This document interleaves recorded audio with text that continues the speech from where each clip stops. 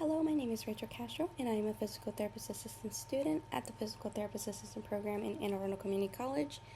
This is my oral presentation on my article review, and the article I chose to speak about is titled Effectiveness of a Fall Prevention Program Integrated in Primary Healthcare Systems on the Risk of Falls Among Chinese Rural Older Adults. This study was conducted by Junyi Peng and his colleagues and was published in PubMed in 2025. The purpose of the study was to evaluate whether a fall prevention program could reduce the risk of older adults living in resource-constricted areas. Falls are one of the leading causes of injuries, disabilities, and loss of independence in older adults worldwide.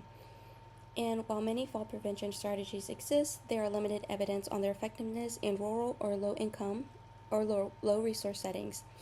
The author chose to research this question to address the gap and to explore whether community-based system-integrated interventions could make a measurable difference in falls. This was a 12-month, open-label, clustered, randomized clinical trial conducted in 128 rural villages among 4 different provinces in China. All the adults were 60 years old and older, and they were at risk for falls. So in total, there were 2,610 participants that were randomized into 2 different groups. There was 1,311 in the intervention group and 1,299 in the control group.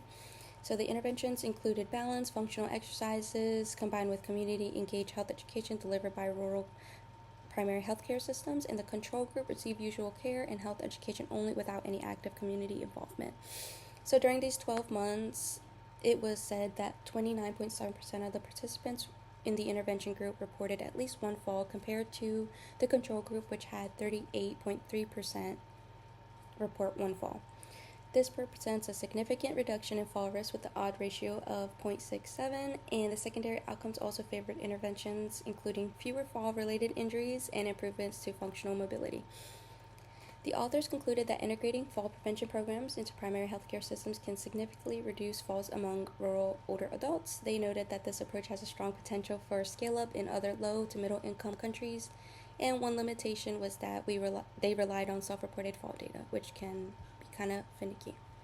As a PTA, this information is valuable because it reinforced the importance of balance training, functional exercises, and patient education in reducing fall risk. It also highlights how community engagement and integration into health systems can improve outcomes. These strategies are directly applicable to my future practice, especially when working with older adults who are at risk for falls. Thank you for listening. This was my oral presentation.